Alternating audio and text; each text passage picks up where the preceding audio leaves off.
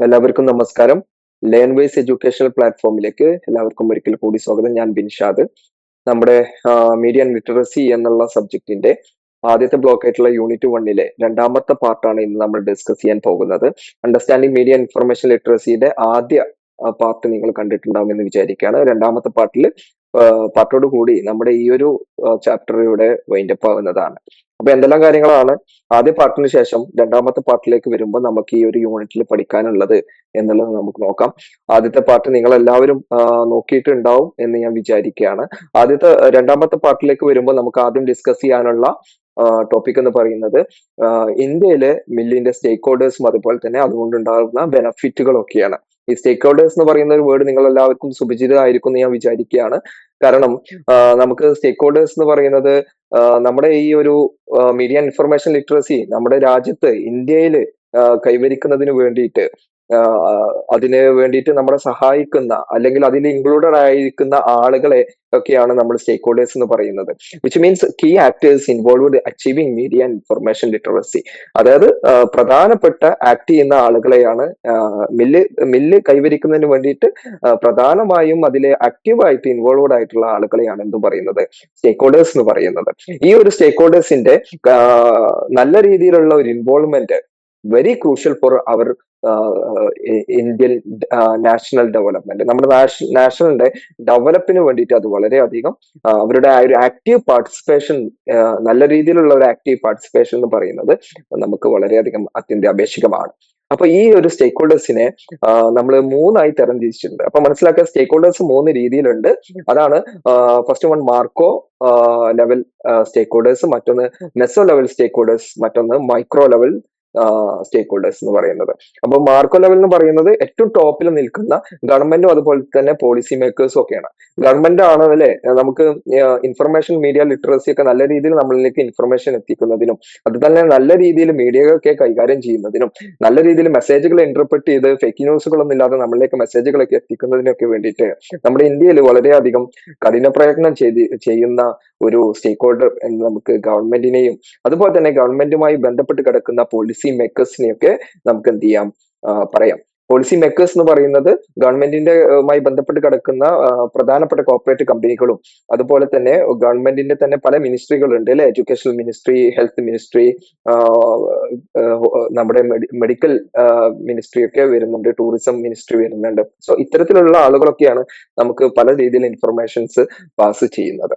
So ഇവരാണ് ഏറ്റവും top ലെവലിൽ നിൽക്കുന്ന സ്റ്റേക്ക് ഹോൾഡേഴ്സ് എന്ന് പറയുന്നത്. അടുത്ത മെസ്സോ മിഡിൽ ലെവലാണ് സ്കൂൾസ് ആൻഡ് എഡ്യൂക്കേഷണൽ ഇൻസ്റ്റിറ്റ്യൂഷൻസ് ഒക്കെയാണ് നമുക്ക് ഇതിനൊരു എക്സാമ്പിൾ ആയിട്ട് പറയാവുന്നത്. അതായത് ഗവൺമെന്റും പോളിസി മേക്കേഴ്സിന്റെ ഒക്കെ ഒരു വലിയ രീതിയിലുള്ള ഒരു ഇൻഫ്ലുവൻസ് കഴിഞ്ഞു കഴിഞ്ഞാൽ മീഡിയ ഇൻഫർമേഷൻ ലിറ്ററസി കൈവരിക്കുന്നതിന് വേണ്ടിയിട്ട് നമ്മളെ ഏറ്റവും കൂടുതൽ സഹായിക്കുന്ന മറ്റൊരു വിഭാഗമാണ് നമ്മുടെ സ്കൂളുകളും അതുപോലെ തന്നെ കോളേജുകളും. നമുക്ക് നല്ല രീതിയിൽ ഇൻഫർമേഷൻ പാസ് ചെയ്യാനും ഇൻഫർമേഷൻ എന്താണെന്ന് പഠിപ്പിച്ചു തരാനും ഇൻക്ലൂഡിങ് ജേർണലിസം ഒക്കെ പഠിക്കുന്ന വിദ്യാർത്ഥികളെ സംബന്ധിച്ചിടത്തോളം നിങ്ങളിപ്പോ മീഡിയ ഇൻഫർമേഷൻ ലിറ്ററസിയുടെ ഒരു ഭാഗമായിരിക്കുകയാണ് അല്ലെ. ഒരു എഡ്യൂക്കേഷണൽ ഇൻസ്റ്റിറ്റ്യൂഷൻ അല്ലെങ്കിൽ ഇഗ്നോ എന്ന് പറയുന്ന ഒരു യൂണിവേഴ്സിറ്റിയാണ് നിങ്ങൾക്ക് ഇങ്ങനെയുള്ള ഒരു ഓപ്പർച്യൂണിറ്റി ഒരുക്കി തരുന്നത്. സോ ഇത്തരത്തിലുള്ള എഡ്യൂക്കേഷൻ ഇൻസ്റ്റിറ്റ്യൂഷൻസും അതുപോലെ തന്നെയാണ് കോളേജസും സ്കൂളുകളൊക്കെ നമുക്ക് എന്ത് പറയാം, നമ്മുടെ മിൽ എന്ന് പറയുന്ന മീഡിയ ഇൻഫർമേഷൻ ലിറ്ററസി നമ്മൾ കൈവരിക്കുന്നതിൽ വളരെ ആക്റ്റീവ് പാർട്ടിസിപ്പേഷൻ നടത്തുന്ന മിഡിൽ ലെവൽ മെസോ ലെവൽ സ്റ്റേക്ക് ഹോൾഡേഴ്സ് എന്ന് പറയാം. അടുത്തത് മാർക്കോ ലെവൽ എന്ന് പറയുമ്പോൾ പേഴ്സണലൈസ് ചെയ്തു ഒന്നുകൂടി ചുരുക്കി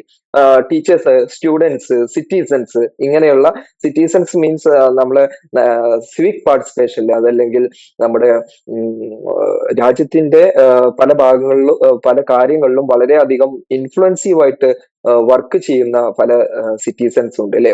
ഉദാഹരണം പറയുകയാണെങ്കിൽ കണ്ടന്റ് മേക്കേഴ്സ് ഒക്കെ ഉണ്ട് അല്ലെ. നല്ല രീതിയിൽ നമ്മളിലേക്ക് കണ്ടന്റ് എത്തിക്കുന്ന ഒരുപാട് വ്ളോഗേഴ്സും കണ്ടന്റ് ക്രിയേറ്റേഴ്സും ഇൻഫ്ലുവൻസേഴ്സും ഒക്കെ ഉണ്ട്. അപ്പൊ അങ്ങനെയുള്ള ആളുകളും സ്റ്റുഡൻസും ടീച്ചേഴ്സും ഒക്കെയാണ് നമ്മുടെ മില്ലിന്റെ മറ്റൊരു സ്റ്റേക്ക് ഹോൾഡേഴ്സ് എന്ന് പറയുന്നത്. എന്ന് വെച്ചാൽ ഏറ്റവും താഴെ ഇടയിൽ നിൽക്കുന്ന ലോക്കൽ ലെവലിൽ നിൽക്കുന്ന മൈക്രോ ലെവൽ സ്റ്റേക്ക് ഹോൾഡേഴ്സ് എന്ന് പറയുന്നത്. ഓക്കെ സ്റ്റുഡൻസ്, നമുക്ക് ഈ ഇന്ത്യയില് എന്തൊക്കെയാണ് ഇന്ത്യൻ സിറ്റിസണില് നമ്മുടെ മീഡിയ ഇൻഫർമേഷൻ ലിറ്ററസിയുടെ ഇമ്പോർട്ടൻസ് എന്നുള്ളതാണ് നോക്കുന്നത്. എന്തിനാണ് ഇന്ത്യയിൽ ഇത്രത്തോളം മീഡിയ ഇൻഫർമേഷൻ ലിറ്ററസി കൊണ്ടുവരേണ്ട ഒരു കാര്യം എന്നതാണ് നമ്മൾ ഈ ഒരു ഭാഗത്ത് നോക്കുന്നത്. അക്കോർഡിംഗ് ടു യുനെസ്കോ പറയുന്നത് മീഡിയ ഇൻഫർമേഷൻ ലിറ്ററസി എന്ന് പറയുന്നത് നമ്മുടെ ഫണ്ടമെന്റൽ റൈറ്റ്സ്, മൗലിക അവകാശത്തിന്റെയും നമ്മുടെ ഫ്രീഡത്തിന്റെയും ഒക്കെ ഒരു വൈറ്റൽ ഘടകമാണ്, അല്ലെങ്കിൽ പ്രധാനപ്പെട്ട ഘടകമാണ് എന്നാണ് യുനെസ്കോ പറയുന്നത്. യുനെസ്കോ നിങ്ങൾക്കറിയാം ഒരുപാട് രാജ്യങ്ങൾ കൂടി ചേർന്നതാണ് യുനെസ്കോ എന്നൊക്കെ പറയുന്നത്. അപ്പം അവരുടെ ഒരു ആശയപ്രകാരം വളരെയധികം ഇമ്പോർട്ടന്റ് ആയിട്ടുള്ള അല്ലെങ്കിൽ നമ്മുടെ ഫണ്ടമെന്റൽ റൈറ്റ്സ് ഒക്കെ നമുക്ക് നേടിയെടുക്കുന്നതിനും അവകാശപ്പെടുന്നതിനൊക്കെ വേണ്ടിയിട്ട് നമുക്ക് എന്ത് വേണം, മീഡിയയുടെ ലിറ്ററസിയും ഇൻഫർമേഷൻ ലിറ്ററസിയും കൈവരിച്ചിരിക്കണം എന്നാണ് പറയുന്നത്. അങ്ങനെ നോക്കുമ്പോൾ 191 രാജ്യങ്ങളിൽ അല്ലെങ്കിൽ ടെറിട്ടറികളൊക്കെ ഇൻക്ലൂഡ് ചെയ്യുന്ന 191 രാജ്യങ്ങളിൽ 132ാമത്തെ സ്ഥാനത്താണ് മീഡിയ ഇൻഫർമേഷൻ ലിറ്ററസിയുടെ കാര്യത്തിൽ ഇന്ന് ഇന്ത്യ നിൽക്കുന്നത്. 2021 ഹ്യൂമൻ ഡെവലപ്മെന്റ് ഇൻഡെക്സ് അനുസരിച്ച് 132ാമത്തെ സ്ഥാനത്ത് മാത്രമാണ് ഇന്ത്യ എന്നുള്ളത്. അതുകൊണ്ട് തന്നെ ഇന്ത്യയില് മില്ല് സ്പ്രെഡ് ചെയ്യുക അല്ലെങ്കിൽ വ്യാപിപ്പിക്കുക, അതിന്റെ അവയർനെസ് കൊടുക്കുക, അത് കൂടുതൽ ആളുകളിലേക്ക് ലിറ്ററസി കൈവരിപ്പിക്കുക എന്നൊക്കെ പറയുന്നത് ഇന്ത്യയിൽ വളരെയധികം അത്യന്താപേക്ഷികമായിട്ട് ഒഴിച്ചുകൂടാൻ പറ്റാത്ത ഒരു ഘടകമാണ്. ഗവർണൻസിനും അതുപോലെ തന്നെ പൊളിറ്റിക്കൽ ഡെവലപ്മെന്റിനും എക്കണോമിക് ഡെവലപ്മെന്റിനും എഡ്യൂക്കേഷൻ ഡെവലപ്മെന്റിനും സോഷ്യൽ ഡെവലപ്മെന്റ് തുടങ്ങി ഇന്ത്യയിലെ നാനാഭാഗങ്ങളിലും നമുക്ക് ഡെവലപ്പ് ചെയ്യണം എന്നുണ്ടെങ്കിൽ മീഡിയ ഇൻഫർമേഷൻ ലിറ്ററസി ഉണ്ടാവുക എന്നുള്ളത് വളരെ അത്യാവശ്യമാണ്. അതുകൊണ്ട് തന്നെയാണ് ഇന്ത്യയിൽ എന്തിനൊക്കെ വേണ്ടിയിട്ടാണ് ഈ മീഡിയ ഇൻഫർമേഷൻ ലിറ്ററസി ഫോക്കസ് ചെയ്യുന്നത്. In India mill focus on mainly freedom of speech, അല്ലെ? നമുക്ക് നമ്മുടെ മൗലികാവകാശത്തിന്റെ ഒന്നാമത്തെ അവകാശമാണ് freedom of speech and expression എന്ന് പറയുന്നത്. അപ്പോ ഫണ്ടമെന്റൽ റൈറ്റ്സിന്റെ ആദ്യത്തെ അവകാശമായതുകൊണ്ട് തന്നെ നമുക്ക് ഇന്ത്യയിൽ എന്തും പറയാം എന്നുള്ള ഒരു അവകാശം ഉണ്ടെങ്കിലും എന്ത് പറയണം എന്നുള്ളത് നമ്മൾ നോക്കിയിട്ട് വേണം പറയാൻ. അല്ലെങ്കിൽ ഡെഫമേഷൻ പോലെയൊക്കെയുള്ള മാനഹാനി പോലെയൊക്കെയുള്ള കേസുകൾ നമുക്കെതിരെ വരാനും സാധ്യതയുണ്ട്. സോ നമ്മളൊരു ഇൻഫർമേഷൻ പാസ് ചെയ്യുമ്പോൾ മറ്റുള്ളവർക്ക് തെറ്റില്ലാത്ത രീതിയിൽ, മറ്റുള്ളവരെ അപമാനിക്കാത്ത രീതിയിൽ, മറ്റൊരു പേഴ്സന്റെ റെപ്യൂട്ടേഷനെ ബാധിക്കാത്ത രീതിയിലൊക്കെ വേണം നമ്മൾ ഇൻഫർമേഷൻ പാസ് ചെയ്യാൻ. അതുപോലെ തന്നെയാണ് ട്രൂത്ത്ഫുൾ ഇൻഫർമേഷൻസ് നമുക്ക് കിട്ടുന്നതിനും ഇന്ത്യയിൽ എന്ത് വേണം, ഒരുപാട് ആളുകൾ ഇന്ന് മീഡിയ യൂസ് ചെയ്തുകൊണ്ടിരിക്കുന്നുണ്ട്. അതുകൊണ്ട് മീഡിയ ഇൻഫർമേഷൻ ലിറ്ററസി ഉണ്ടെങ്കിൽ മാത്രമേ നമ്മളിലേക്ക് ട്രൂത്ത്ഫുൾ ഇൻഫർമേഷൻ എത്തുള്ളൂ എന്നുള്ളതും മീഡിയ ഇൻഫർമേഷൻ ലിറ്ററസി ഇന്ത്യയിൽ ഫോക്കസ് ചെയ്യുന്ന ഒരു പ്രധാനപ്പെട്ട ഘടകമാണ്. അതുപോലെ തന്നെയാണ് ഫേക്ക് ന്യൂസുകളെ ടാക്ലിംഗ് ചെയ്യുക അല്ലെങ്കിൽ തടയുക എന്നുള്ളതും, ഡാറ്റ പ്രൈവസി എൻഷുർ ചെയ്യുക, ഒരു പേഴ്സന്റെ ഡാറ്റ മറ്റൊരാളിലേക്ക് എത്താതെ അത് സെക്യൂർഡ് ആക്കി ഇന്റർനെറ്റ് വഴി സെക്യൂർഡ് ആക്കി വെക്കുക എന്നൊക്കെ ഉള്ളതും മീഡിയ ഇൻഫർമേഷൻ ലിറ്ററസി ഇന്ത്യയിൽ ഫോക്കസ് ചെയ്യുന്ന മറ്റൊരു ഘടകമാണ്. അതുപോലെ തന്നെയാണ് ICT, ഇൻഫർമേഷൻ കമ്മ്യൂണിക്കേഷൻ ടെക്നോളജി, എല്ലാ ആളുകളിലേക്കും ഇൻഫ്ലുവൻസ് ചെയ്യിപ്പിച്ച് അവരെ കൊണ്ടൊക്കെ ഇത് ചെയ്യിപ്പിക്കാൻ പ്രേരിപ്പിക്കുക എന്നുള്ളതും ഇതിന്റെ ഒരു ഘടകമാണ്. അതുപോലെ തന്നെ ജനങ്ങളുടെ പൊളിറ്റിക്കൽ ഇൻഫ്ലുവൻസ്, നമ്മുടെ സിവിക് എൻഗേജ്മെന്റ്, അതായത് നമ്മുടെ ഒരു രാജ്യത്തിന്റെ ഡെമോക്രാറ്റിക് സിസ്റ്റത്തിൽ എല്ലാ ജനങ്ങളും ഇൻക്ലൂഡഡ് ആവുക. കേവലം ഒരു നോളജ് ഉള്ള അല്ലെങ്കിൽ ഡിജിറ്റലൈസേഷനിൽ വളരെയധികം നോളജ് ഉള്ള ആളുകൾ മാത്രം ഡെവലപ്പ് ആവുക എന്നുള്ളത് മാത്രമല്ല, എല്ലാ ജനങ്ങളും ഒരുപോലെ ഇതിന്റെ ഒരു ഭാഗമാവുക, ഡെമോക്രസിയുടെ ഭാഗമാവുക, എല്ലാവർക്കും ഇന്റർനെറ്റും സോഷ്യൽ മീഡിയയും ഇൻഫർമേഷനും നല്ല രീതിയിൽ കൈകാര്യം ചെയ്യാൻ ഉതകുന്ന രീതിയിലാക്കി മാറ്റുക എന്നുള്ളതും മില്ല് ഫോക്കസ് ചെയ്യുന്ന മറ്റൊരു ഘടകമാണ്. അതുപോലെ തന്നെയാണ് നമ്മുടെ കൾച്ചറൽ വാല്യൂസ് പരസ്പരം എക്സ്ചേഞ്ച് ചെയ്യുന്നതിന് വേണ്ടിയിട്ടും മില്ല് നമ്മളെ സഹായിക്കും എന്നുള്ളതാണ്. അതുപോലെ തന്നെ മില്ലിന് പ്രധാനമായുമുള്ള ഡയമെൻഷനെ കുറിച്ചാണ് ഇനി നമ്മുടെ ഈ ഒരു പോർഷൻ ചർച്ച ചെയ്യുന്നത്. ഡയമെൻഷൻസ് എന്ന് പറഞ്ഞാൽ പ്രധാനപ്പെട്ട ഭാഗങ്ങൾ അല്ലെങ്കിൽ ഘടകങ്ങൾ എന്നൊക്കെ നമുക്ക് ഇതിനെ പറയാം. ഇതിൽ 2 ഡയമെൻഷൻ ആണ് വരുന്നത്, മീഡിയ ലിറ്ററസി അതുപോലെ തന്നെ digital literacy. Media information literacy നമുക്ക് കൈവരിക്കണമെങ്കിൽ നമുക്ക് ആദ്യം എന്ത് വേണം, മീഡിയ ലിറ്ററസി വേണം. അതുപോലെ തന്നെയാണ് ഡിജിറ്റൽ ലിറ്ററസിയും നമുക്ക് വേണം. മീഡിയ ലിറ്ററസിയിൽ ന്യൂസിനെ കുറിച്ചുള്ള ലിറ്ററസി ഉണ്ടായിരിക്കണം, സിനിമയെ കുറിച്ചുള്ള ലിറ്ററസി ഉണ്ടായിരിക്കണം. സിനിമ എങ്ങനെയാണെന്നുള്ളത് കറക്റ്റ് ആയിട്ട് നമുക്ക് ഓരോ സിനിമ നമ്മളിലേക്ക് എത്തുമ്പോഴും അത് അനലൈസ് ചെയ്ത് എന്താണ് ആ സിനിമയുടെ ആശയം, ആ സിനിമയുടെ ഡയറക്ടർ എന്താണ് പറയാൻ ഉദ്ദേശിക്കുന്നത്, അത് ശരിയായ രീതിയിലാണോ സമൂഹത്തിലേക്ക് എത്തിക്കുന്നത്, തെറ്റായ രീതിയിലാണോ സമൂഹത്തിൽ എത്തിക്കുന്നത് എന്നൊക്കെ നമ്മൾ ചിന്തിക്കേണ്ടിയിരിക്കും. സോ സിനിമ ലിറ്ററസി നമുക്ക് വേണം, അഡ്വർടൈസ്മെന്റ് ലിറ്ററസി വേണം. വളരെയധികം നമ്മൾ തെറ്റിദ്ധരിപ്പിക്കുന്ന ഇന്ന് ഇന്ത്യയിൽ വളരെയധികം റോങ് ആയിട്ട് പ്രചരിപ്പിക്കുന്ന മറ്റൊരു ഏജൻസിയാണ് അഡ്വർടൈസ്മെന്റ് ഏജൻസികൾ എന്ന് പറയുന്നത്. തെറ്റായ ഇൻഫർമേഷൻസ് ഒരുപാട്, നമ്മളെ കബളിപ്പിക്കുന്ന രീതിയിലുള്ള ഇൻഫർമേഷൻസ് ഒരുപാട് നമ്മളിലേക്ക് എത്തിക്കുന്നുണ്ട്. അതുകൊണ്ട് തന്നെ അഡ്വർടൈസ്മെന്റ് ലിറ്ററസി, ശരിയായ അഡ്വർടൈസ്മെന്റ് എന്താണ്, ഒരു അഡ്വർടൈസ്മെന്റ് നമ്മളിലേക്ക് എത്തുമ്പോൾ എത്ര കണ്ട് അത് സുതാര്യതയുണ്ട്, അതിൽ സത്യസന്ധതയുണ്ട് എന്നുള്ളത് നോക്കേണ്ടതും മീഡിയ ലിറ്ററസിയുടെ ഭാഗമാണ്. അതുപോലെ തന്നെയാണ് ഡയമെൻഷൻസ് ഓഫ് മില്ലിന്റെ അടുത്ത ഡയമെൻഷനാണ് ഡിജിറ്റൽ ലിറ്ററസി. നിങ്ങൾക്ക് അവിടെ ആ ഈ ഒരു ഇമേജിൽ നിങ്ങൾക്ക് കാണാവുന്നതാണ്. Computer literacy, internet literacy, AI literacy, social media literacy, safety and security literacy തുടങ്ങി ഡിജിറ്റൽ ലിറ്ററസിയും നമുക്ക് അത്യാവശ്യമാണ്. അതുകൊണ്ട് തന്നെ ഇത് നമുക്കൊന്ന് ഡീറ്റെയിൽ ആയിട്ട് നോക്കാം എന്തെല്ലാം കാര്യങ്ങളാണ് ഇവിടെ വരുന്നത് എന്നുള്ളത്. മീഡിയ ലിറ്ററസി എന്ന് പറയുന്നത് മീഡിയയുടെ അവയർനെസ്, മീഡിയ കണ്ടന്റുകളുടെ അവയർനെസ് ജനങ്ങൾക്ക് എത്തിക്കുക എന്നുള്ളതാണ്. അതിന്റെ നെഗറ്റീവ് എഫക്റ്റുകളെ കൗണ്ടർ ചെയ്യാൻ ജനങ്ങളെ പ്രേരിപ്പിക്കുക, അല്ലെങ്കിൽ സിറ്റിസൺസിനെ പ്രേരിപ്പിക്കുക എന്നുള്ളതാണ് മീഡിയ ലിറ്ററസി കൊണ്ട് ഉദ്ദേശിക്കുന്നത്. അതുപോലെ തന്നെയാണ് ഡിജിറ്റൽ ലിറ്ററസി, ഡിജിറ്റൽ അവയർനെസ് ജനങ്ങൾക്ക് എത്തിക്കുക, ഡിജിറ്റൽ ടൂളുകൾ എഫക്റ്റീവ് ആയിട്ട് യൂസ് ചെയ്യാൻ, which means digital tools means computer, internet, അതുപോലെ തന്നെയുള്ള പലതരത്തിലുള്ള സോഫ്റ്റ്വെയർസ്, ഇതൊക്കെ നല്ല രീതിയിൽ ഉപയോഗിക്കാൻ എല്ലാ ജനങ്ങൾക്കും കൈകാര്യം ചെയ്യാനുള്ള ഒരു കഴിവുണ്ടാക്കിയെടുക്കുക എന്നുള്ളതും ഡിജിറ്റൽ ലിറ്ററസിയോട് ഉദ്ദേശിക്കുന്നതാണ്. Together Mill together media literacy and digital literacy it will make us good information society. അതെന്ന് വെച്ചാൽ മില്ലിന്റെ ഡയമെൻഷൻ ആയിട്ടുള്ള ഈ രണ്ട് പ്രധാനപ്പെട്ട കാര്യങ്ങളും കൂടി ചേരുമ്പോൾ നെഗറ്റീവ് ഇൻഫർമേഷൻസിനെ ഒക്കെ നമുക്ക് ഇൻഫർമേഷൻസ് ഒക്കെ നാവിഗേറ്റ് ചെയ്യാനും, അതുപോലെ തന്നെയാണ് നല്ല രീതിയിൽ ഇൻഫർമേഷൻസിനെ മാനേജ് ചെയ്യാനുമുള്ള ഒരു എൻവിറോൺമെന്റ് ഇവിടെ സൃഷ്ടിക്കപ്പെടും എന്നുള്ളതും ശ്രദ്ധിക്കുക. അതുപോലെ തന്നെ മീഡിയ ലിറ്ററസിയെ കുറിച്ച് ഇനി പ്രധാനമായും നമ്മൾ ചർച്ച ചെയ്യാൻ പോവുകയാണ്. എന്തൊക്കെയാണ് മീഡിയ ലിറ്ററസിയിൽ വരുന്ന കാര്യങ്ങൾ എന്നുള്ളത്. നമ്മൾ പറഞ്ഞു മീഡിയ ലിറ്ററസി എന്ന് പറഞ്ഞാൽ മീഡിയയുടെ മെസ്സേജുകളെ മനസ്സിലാക്കാനുള്ള ഒരു കഴിവ് എല്ലാവർക്കും ഉണ്ടാവുക എന്നുള്ളതാണ്. മീഡിയകളെ മനസ്സിലാക്കാനും മീഡിയയിലൂടെ വരുന്ന മെസ്സേജുകളെ അണ്ടർസ്റ്റാൻഡ് ചെയ്യാനും അത് അനലൈസ് ചെയ്യാനും വെരിഫൈ ചെയ്യാനും ഉള്ള കഴിവ് എല്ലാവർക്കും ഉണ്ടാവുക എന്നുള്ളതാണ്. അതുപോലെ തന്നെ അതിന്റെ ഒരു കോർ കമ്പോണൻസ്, അതിന്റെ പ്രധാനപ്പെട്ട ഭാഗങ്ങൾ എന്ന് പറയുന്നത്, മീഡിയ ലിറ്ററസിയുടെ പ്രധാനപ്പെട്ട ഭാഗങ്ങൾ എന്ന് പറയുന്നത് സ്കിൽ ഉണ്ടായിരിക്കണം, അല്ലെ? നമുക്ക് മീഡിയയിലൂടെ മെസ്സേജുകളെ അനലൈസ് ചെയ്യാനും മീഡിയകൾ കൈകാര്യം ചെയ്യാനും ഒക്കെ ഉള്ള ഒരു കഴിവ് ഉണ്ടായിരിക്കണം. അതേപോലെ തന്നെ നോളജ് സ്ട്രക്ചർ ഉണ്ടായിരിക്കണം. നോളജ് സ്ട്രക്ചർ എന്ന ഇൻഫർമേഷൻ കൈകാര്യം ചെയ്യാനുള്ള ഒരു കഴിവിനെയാണ് നോളജ് സ്ട്രക്ചർ എന്ന് പറയുന്നത്. അതുപോലെ തന്നെയാണ് പേഴ്സണൽ ലോക്കസ്. പേഴ്സണൽ ലോക്കസ് എന്നുള്ളത് കൊണ്ട് ഉദ്ദേശിക്കുന്ന ഓരോ പേഴ്സൺസിനും അവരുടെ പ്രിഫറൻസിനനുസരിച്ചുള്ള മീഡിയ മെസ്സേജുകളെ കൈകാര്യം ചെയ്യാനുള്ള ഒരു കഴിവുണ്ടായിരിക്കണം എന്നുള്ളതാണ് പേഴ്സണൽ ലോക്കസ് കൊണ്ട്. ഈ മൂന്ന് കാര്യങ്ങളും നമ്മൾ ഇനി ഡീറ്റെയിൽ ആയിട്ട് പരിശോധിക്കാൻ പോവുകയാണ്. സ്കില്ല് എന്ന് പറയുന്നത് എന്താണെന്നുള്ളത്, എന്തെല്ലാം മീഡിയ ലിറ്ററസിയിൽ വേണ്ട സ്കില്ലുകൾ എന്തൊക്കെയാണെന്നുള്ളതാണ് ഇവിടെ പറയുന്നത്. 7 important skills of media literacy by W.J. Potter എന്ന് പറയുന്ന വ്യക്തി നമ്മളിലേക്ക് എത്തിക്കുന്ന 7 പ്രധാനപ്പെട്ട ഇമ്പോർട്ടൻസ് ആണ്. ഈ ഒരു ഭാഗം വളരെയധികം പ്രധാനപ്പെട്ടതാണ്, അത് നിങ്ങൾ മനസ്സിലാക്കി വെക്കുക. നമ്മൾ ഈ ഒരു പോർഷന്റെ അവസാനത്ത്, ഈ സെഷന്റെ അവസാനത്ത് question paper, previous year question papers discuss ചെയ്യുന്നുണ്ട്. ആ ഭാഗങ്ങളിൽ ഈ നമുക്ക് പ്രീവിയസ് ഇയറിൽ വന്നിട്ടുള്ള ഒരു ക്വസ്റ്റ്യൻ ഇതുമായൊക്കെ ബന്ധപ്പെട്ടതാണ് എന്നുള്ളതും കൂടി മനസ്സിലാക്കി വെക്കുക. അതുകൊണ്ട് തന്നെ യൂണിവേഴ്സിറ്റി സ്ഥിരമായി ചോദിക്കുന്ന ഒരു ചോദ്യങ്ങളിൽ പെട്ടതാണ്, ക്വസ്റ്റ്യൻസിൽ പെട്ടതാണ് ഈ ഒരു പോർഷൻ എന്നുള്ളതും കൂടി നോക്കി വെക്കുക.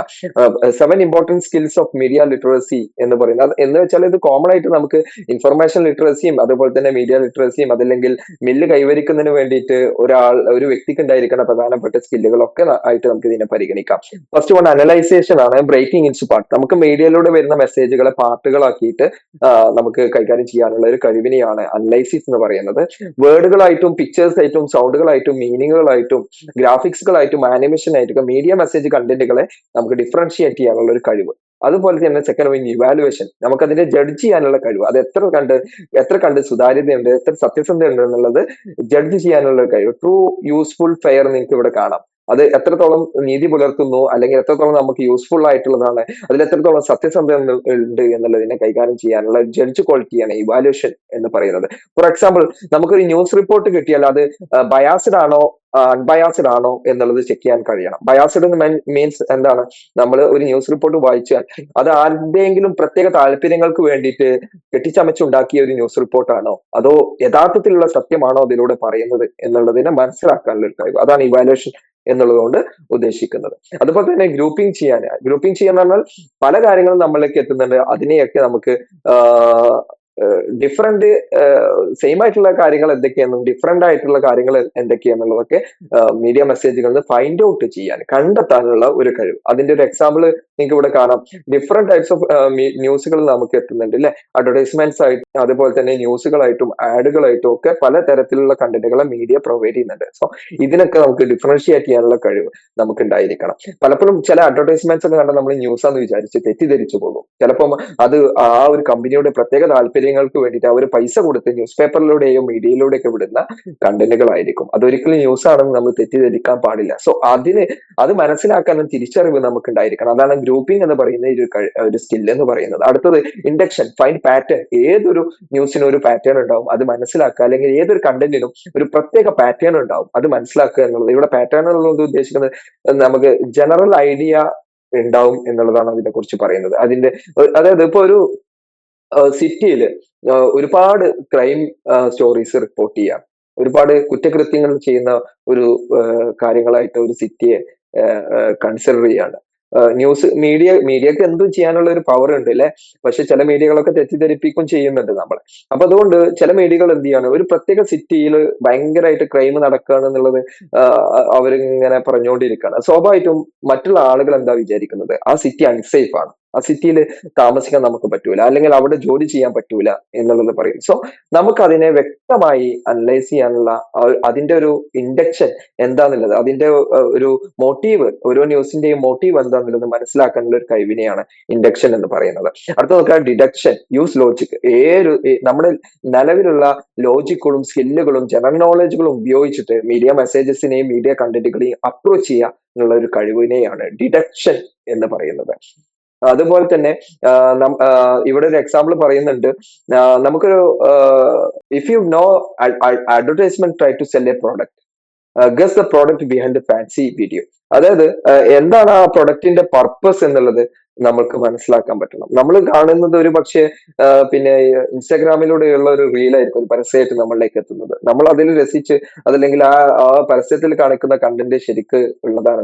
ഒരു പക്ഷെ നമ്മുടെ പ്രധാനികളായിട്ടുള്ള നമുക്ക് വളരെയധികം ഇഷ്ടപ്പെടുന്ന ഏതെങ്കിലുമൊക്കെ സെലിബ്രിറ്റികളായിരിക്കും ആ ഒരു പരസ്യം ചെയ്യുന്നത്. അതുകൊണ്ട് അവരോടുള്ള ഒരു ഇഷ്ടം കൊണ്ട് അവർ പറയുന്നതെല്ലാം സത്യമാണെന്ന് വിചാരിച്ച് നമ്മൾ ആ ഒരു പെർട്ടിക്കുലർ പ്രോഡക്റ്റ് വാങ്ങാനും ചിലപ്പോൾ കഴിക്കാനും അല്ലെങ്കിൽ ഉപയോഗിക്കാനും ഒക്കെ സാഹചര്യം ഉണ്ടാവും. പക്ഷെ അത് ഒരു പക്ഷേ തെറ്റാണോ ശരിയാണോ എന്നുള്ളത് നമുക്ക് ആലോചിക്കേണ്ടിയിരിക്കുന്നു. അതിനെയാണ് നിലവിലുള്ള നോളജുകളൊക്കെ ഉപയോഗിച്ച് നമുക്ക് ഈ ഇത്തരത്തിലുള്ള മെസ്സേജുകൾ ശരിയാണോ തെറ്റാണോ എന്നുള്ളത് കണ്ടെത്താൻ കഴിയണം. അതാണ് യൂസ് ലോജിക് അല്ലെങ്കിൽ ഡിഡക്ഷൻ എന്നുള്ളത് കൊണ്ട് ഉദ്ദേശിക്കുന്നത്. അടുത്ത് നോക്കുക സിന്തസിസ്, കമ്പൈൻ ഐഡിയാസ് ആണ്.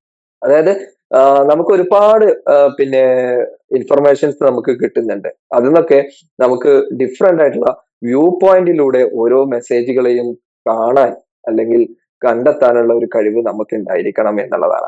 അതായത് നമ്മളിപ്പം ന്യൂസ് ചാനലിലൂടെയൊക്കെ ഒരുപാട് പിന്നെ ന്യൂസുകൾ ചാനലുകൾ വഴിയും ആർട്ടിക്കിൾ വഴിയും ന്യൂസ് പേപ്പർ വഴിയൊക്കെ നമ്മൾ എന്ത് ചെയ്യുന്നുണ്ട്, വായിക്കുന്നുണ്ട്. പല ടൈപ്പ് ഓഫ് ന്യൂസുകൾ വായിക്കുന്നു. പക്ഷെ നമുക്ക് നമ്മളുടേതായിട്ടുള്ള ഒരു ഒപ്പീനിയൻ അവിടെ ക്രിയേറ്റ് ചെയ്യാൻ കഴിയണം. നമ്മുടെ ഒരു വ്യൂ പോയിന്റ് നമുക്ക് അവിടെ ക്രിയേറ്റ് ചെയ്യാൻ കഴിയണം. അതിനെയാണ് എന്ത് പറയുന്നത്, സിന്തസിസ് എന്ന് പറയുന്നത്. അടുത്തത് അബ്സ്ട്രാക്ടിങ് ആണ്. നമുക്ക് ഏതൊരു കണ്ടന്റ് നമുക്ക് കഴിഞ്ഞാലും അതിനെ സമ്മറൈസ് ചെയ്ത് ചെയ്യാനും അത് മറ്റൊരാളിലേക്ക് സമ്മറൈസ് രൂപത്തിൽ എത്തിക്കാനുള്ള ഒരു കഴിവ് നമുക്ക് ഉണ്ടായിരിക്കണം എന്നുള്ളതാണ്. അതായത് ആ ഒരു ന്യൂസിൽ അല്ലെങ്കിൽ ആ ഒരു മീഡിയ കണ്ടന്റിലെ പ്രധാനപ്പെട്ട പോയിന്റുകളെ സിമ്പിൾ ആയിട്ടും ഷോർട്ട് വേർഡുകളാക്കിയിട്ടൊക്കെ മാറ്റാനും അവതരിപ്പിക്കാനും മറ്റുള്ളവർക്ക് മുമ്പിൽ പ്രസന്റ് ചെയ്യാനുള്ള ഒക്കെ ഒരു കഴിവ്, അബ്സ്ട്രാക്ട് ചെയ്യാനുള്ള ഒരു കഴിവ് നമുക്ക് ഉണ്ടായിരിക്കണം എന്നുള്ളതാണ്. അതായത് അൺഇമ്പോർട്ടന്റ് ആയിട്ടുള്ള ഇല്ലാത്ത ഒരുപാട് കാര്യങ്ങൾ നമ്മൾ ദിനംപ്രതി വായിക്കുന്ന ന്യൂസുകളിലും ദിനംപ്രതി നമ്മളിലേക്ക് എത്തിക്കുന്ന കണ്ടന്റുകൾക്ക് ഉള്ളിലുണ്ടാവും. അപ്പൊ ഇമ്പോർട്ടൻസ് എന്താണ്, ഇമ്പോർട്ടൻസ് ഇല്ലാത്ത കണ്ടന്റുകൾ എന്താണെന്നൊക്കെ ഉള്ളത് സമ്മറൈസ് ചെയ്ത് നമുക്കതിനെ പിന്നെ കൺക്ലൂഡ് ചെയ്യാനുള്ള ഒരു കഴിവിനെയാണ് എന്ത് പറയുന്നത്, അബ്സ്ട്രാക്ടിങ് എന്ന് പറയുന്നത്. ഇനി നോളജ് സ്ട്രക്ചർ, നമ്മൾ നേരത്തെ പറഞ്ഞു മീഡിയ ലിറ്ററസിയുടെ 3 കമ്പോണൻസ് ആണ്. ഒന്ന് സ്കില്ലിൽ 7 സ്കില്ലുകൾ നമ്മൾ പറഞ്ഞു. അടുത്തതാണ് നോളജ് സ്ട്രക്ചർ, മറ്റൊന്ന് പേഴ്സണൽ ലോക്കസ്. നോളജ് സ്ട്രക്ചർ എന്ന് പറഞ്ഞാൽ ഇൻഫർമേഷൻസ് ഓർഗനൈസ് ചെയ്യാനും ഇന്റർപ്രറ്റ് ചെയ്യാനും ഉള്ള ഒരു കഴിവ്, അല്ലെങ്കിൽ അതിലെ ഫാക്ച്വൽ കാര്യങ്ങൾ എന്തൊക്കെയാന്നുള്ളത് കണ്ടെത്താനുള്ള ഒരു കഴിവിനെയാണ് എന്ത് പറയുന്നത്, നോളജ് സ്ട്രക്ചർ എന്ന് പറയുന്നത്. നമുക്ക് ഇൻഫർമേഷൻസ് ഡിഫറെന്റ് മീഡിയയിലൂടെ ഇന്ന് അവൈലബിൾ ആണ് അല്ലെ. അതൊക്കെ നമുക്ക് ഇന്റർപ്രറ്റ് ചെയ്യാനുള്ള ഒരു കഴിവിനെയാണ് എന്ത് പറയുന്നത്, നോളജ് സ്ട്രക്ചർ എന്ന് പറയുന്നത്. അപ്പം പേഴ്സണൽ ലോക്കസ് എന്താണെന്നുള്ളത് നോക്കാം. പേഴ്സണൽ ലോക്കസ് എന്ന് പറഞ്ഞാൽ ഓരോ പേഴ്സൺസിന്റെ പ്രിഫറൻസ് ആണ്.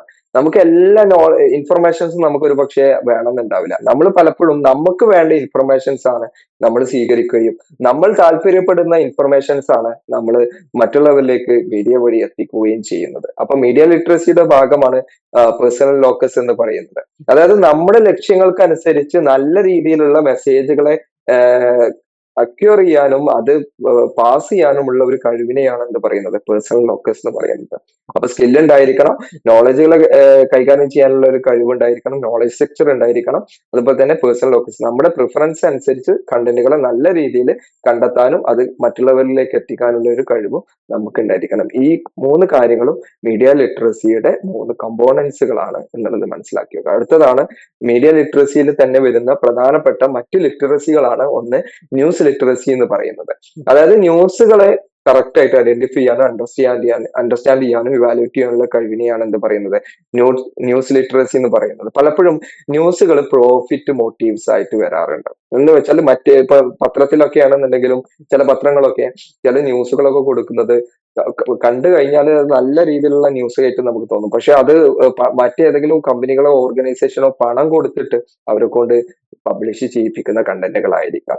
സോ ഇത്തരത്തിലുള്ള ന്യൂസുകളുടെ കോണ്ടെക്സ്റ്റ് മനസ്സിലാക്കി അതിൽ നിന്നും അതിന്റെ ഒരു മീനിങ് കറക്റ്റ് ആയിട്ട് അത് മോട്ടീവ് ആരുടെങ്കിലും പ്രത്യേക താല്പര്യം കൊണ്ട് വന്ന ന്യൂസ് ആണോ അല്ലേ എന്നുള്ളത് നമുക്ക് മനസ്സിലാക്കാനുള്ള കഴിവാണ് നമുക്ക് വേണ്ടത്. അതുപോലെ തന്നെയാണ് ബയാസ്ഡ് ആണോ അൺബയാസ്ഡ് ആണോ എന്നുള്ളതും മനസ്സിലാക്കണം. ആ ഒരു ന്യൂസ് കിട്ടിക്കഴിഞ്ഞാൽ അത് സൊസൈറ്റിയിൽ എത്രത്തോളം ഇമ്പാക്ട് ഉണ്ടാക്കാൻ പോകുന്നു എന്നുള്ളതിനെ കുറിച്ചൊക്കെ ഉള്ള ഒരു ധാരണയും അണ്ടർസ്റ്റാൻഡിങ്ങും നമുക്ക് ഉണ്ടായാൽ നമുക്ക് ന്യൂസ് ലിറ്ററസി ഉണ്ട് എന്നുള്ളത് പറയാം. അടുത്ത അഡ്വർടൈസ്മെന്റ് ലിറ്ററസി. ന്യൂസ് ലിറ്ററസി പറഞ്ഞ പോലെ തന്നെയാണ് അഡ്വർടൈസ്മെന്റ്സ് നല്ല രീതിയിൽ കെയർഫുൾ ആയിട്ട് നമുക്ക് അഡ്വർടൈസ്മെന്റ്സിനെ വീക്ഷിക്കാൻ നമുക്കുള്ള ഒരു കഴിവുണ്ടായിരിക്കണം.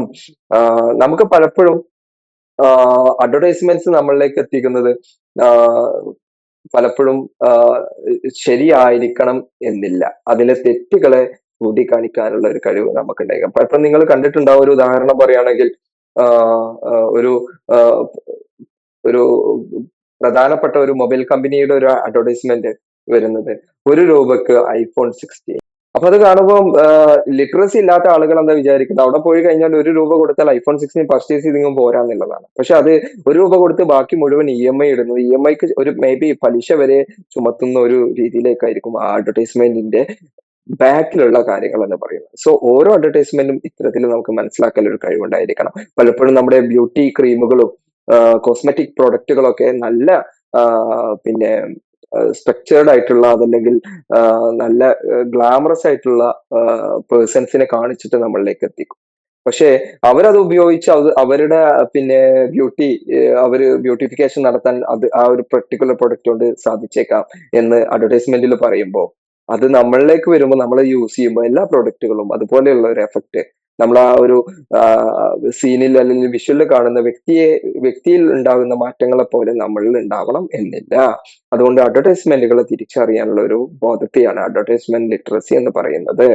അതുപോലെ തന്നെയാണ് അഡ്വർടൈസ്മെന്റിലുള്ള മെസ്സേജുകളെ നമുക്ക് എന്ത് ചെയ്യാൻ പറ്റണം, കറക്റ്റ് ആയിട്ട് ഇന്റർപ്രറ്റ് ചെയ്യാനും അതിലെ കണ്ടന്റുകൾ ഓരോന്നും എന്താണ് അതിനെ കുറിച്ച് പറയുന്നത്, ആ അഡ്വർടൈസ്മെന്റ്സിന്റെ ഉള്ളിൽ അടങ്ങിയിരിക്കുന്ന അവരുടെ ലക്ഷ്യം എന്തായിരിക്കും എന്നുള്ളതും കറക്റ്റ് ആയിട്ട് നമുക്ക് മനസ്സിലാക്കാൻ കഴിവുണ്ടായിരിക്കണം. അതുപോലെ തന്നെയാണ് സിനിമ ലിറ്ററസി എന്ന് പറയുന്നത്. പ്രധാനപ്പെട്ട സിനിമകളും പിന്നെ ഷോർട്ട് ഫിലിമുകളും ഡോക്യുമെന്ററികളൊക്കെ നമ്മളിലേക്ക് എത്തുമ്പോൾ അതിലുണ്ടാകുന്ന സത്യസന്ധത അല്ലെങ്കിൽ അവരെങ്ങനെയാണ് ജെൻഡറിനെ കാണിച്ചത്, അവരെങ്ങനെയാണ് സൊസൈറ്റിയെ ഫോക്കസ് ചെയ്ത് കാണിക്കുന്നത്, ആ സിനിമകളിലൂടെ എങ്ങനെയാണ് റിലീജിയൻസിനെ ഫോക്കസ് ചെയ്യുന്നത്, ഇങ്ങനെയൊക്കെയുള്ള കാര്യങ്ങൾ ഇന്റർപ്രറ്റ് ചെയ്യാൻ നമുക്ക് കഴിയണം. അതിനെയാണ് സിനിമ ലിറ്ററസി എന്ന് പറയുന്നത്.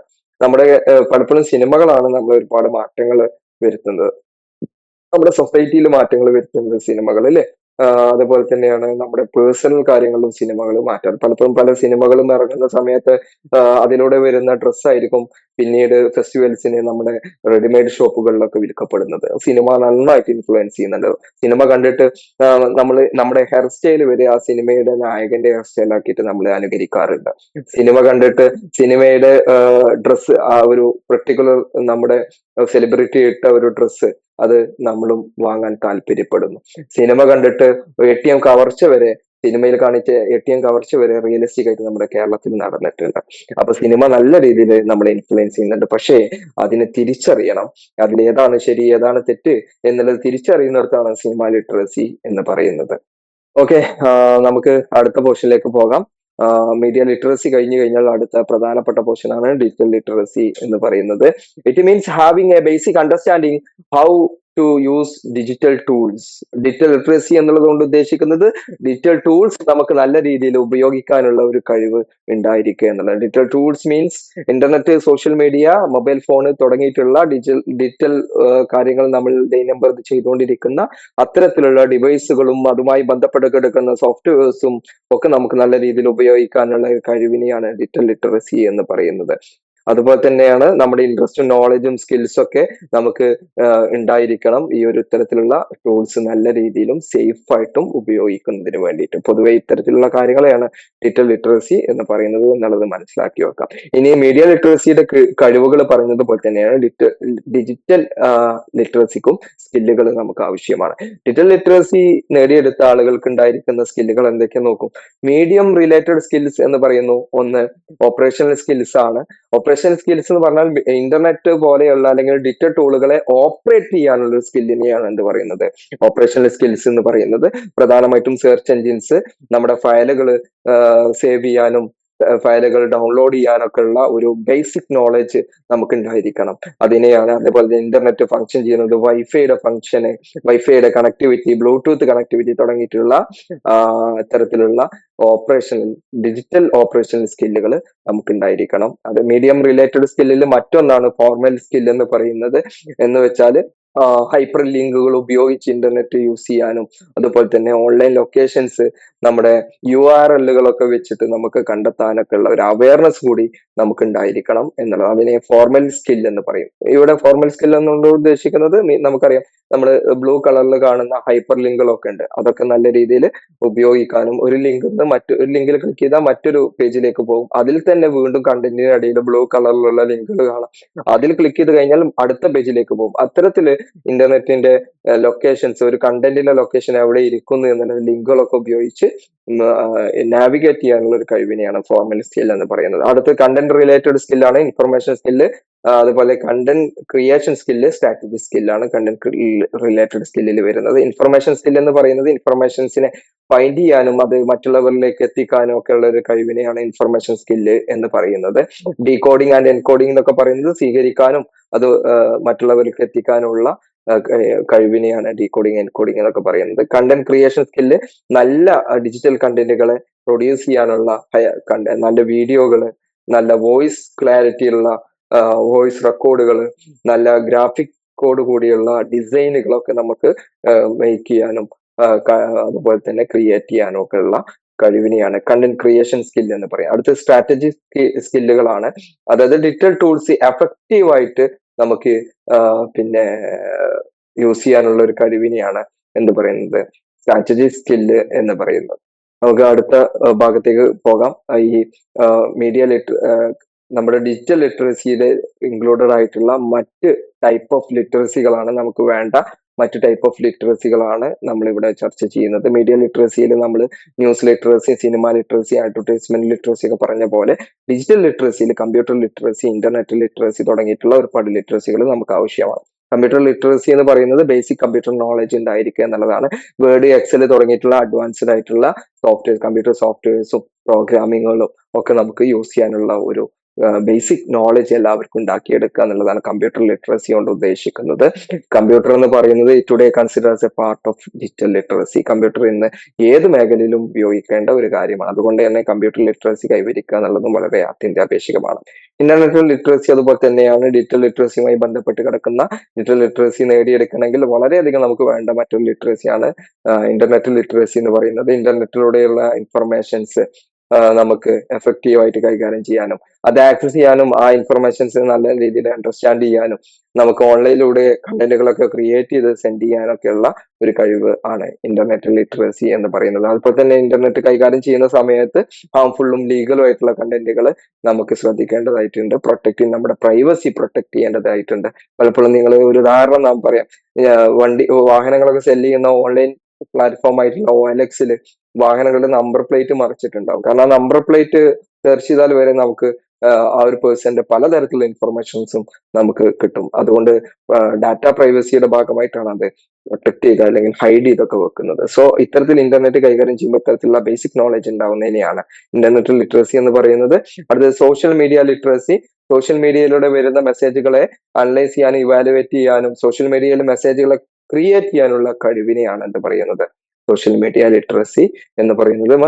അതുപോലെ തന്നെയാണ് ഇപ്പം പുതുതായി നമ്മുടെ ലോകത്ത് ഇൻട്രൊഡ്യൂസ് ചെയ്തിട്ടുള്ള ലിറ്ററസി നമുക്ക് ഉണ്ടായിരിക്കണം. ആർട്ടിഫിഷ്യൽ ഇന്റലിജൻസിന്റെ വർക്കിംഗ് എങ്ങനെയാണ്, ആർട്ടിഫിഷ്യൽ ഇന്റലിജൻസിന്റെ പ്രോംപ്റ്റിംഗ് എങ്ങനെ കൊടുക്കുക. ഉദാഹരണം പറയുന്നത് ചാറ്റ് ജി പി ടി ഒരുവിധം ആളുകളൊക്കെ യൂസ് ചെയ്യുന്ന ഒരു സോഫ്റ്റ്വെയർ ആണ് അല്ലെ ചാറ്റ് ജി പി ടി. ഇന്ന് എന്ത് കാര്യങ്ങൾക്ക് വേണ്ടിയിട്ട് നമ്മൾ chat G P T use ചെയ്യുന്നുണ്ട്. അപ്പൊ ഇപ്പൊ അത് ഞാൻ എന്റെ ഈ ശബ്ദം കേട്ടുകൊണ്ടിരിക്കുന്ന നിങ്ങൾ chat G P T use ചെയ്യാത്തവരാരെങ്കിലും ഉണ്ടെങ്കിൽ അതൊന്ന് യൂസ് ചെയ്ത് നോക്കുക. വളരെ സുഖപ്രദമായിട്ട് നമുക്ക് പഠിക്കാനും ഇൻഫർമേഷൻസ് കണ്ടെത്താനും ഇന്ന് നമ്മളെ സഹായിക്കുന്ന ഒരു AI പ്ലാറ്റ്ഫോമാണ് ചാറ്റ് ജി പി ടി. പക്ഷേ നല്ല രീതിയിൽ അതിന് പ്രോംപ്റ്റ് കൊടുത്താൽ മാത്രമേ, പ്രോംപ്റ്റ് കൊടുക്കുക എന്ന് പറഞ്ഞാൽ നല്ല രീതിയിൽ അതിനോട് ചോദ്യങ്ങൾ ചോദിച്ചാൽ മാത്രമേ നമ്മൾ ചോദിക്കുന്ന ചോദ്യത്തിന് ആസ്പദമായിട്ടുള്ള ആൻസർ നമുക്ക് കിട്ടുള്ളൂ എന്നുള്ളതാണ്. അതുകൊണ്ട് ഇത്തരത്തില് പലതരത്തിലുള്ള ഇമേജ് എഡിറ്റിംഗ് സോഫ്റ്റ്വെയർസ് ഒക്കെ ഇന്ന് അവൈലബിൾ ആണ് എയുടെ സഹായത്തോടു കൂടി. അതുപോലെ തന്നെയാണ് നമുക്ക് ഈ ഡാറ്റകളൊക്കെ ഉണ്ടാക്കാൻ വേണ്ടിയിട്ട് ഒരുപാട് സോഫ്റ്റ്വെയർസ് ഇന്ന് അവൈലബിൾ ആണ്. വീഡിയോസ് ഉണ്ടാക്കാൻ വേണ്ടിയിട്ടുള്ള സോഫ്റ്റ്വെയർസ് അവൈലബിൾ ആണ്. സോ ഇത്തരത്തിലുള്ള ബേസിക് ആയിട്ട് സോഫ്റ്റ്വെയർസിനെ കുറിച്ച് നമുക്കൊരു ധാരണ ഉണ്ടാവുക എന്നുള്ളത് ആർട്ടിഫിഷ്യൽ ഇന്റലിജൻസ് ലിറ്ററസിയിൽ പെടുന്നത്.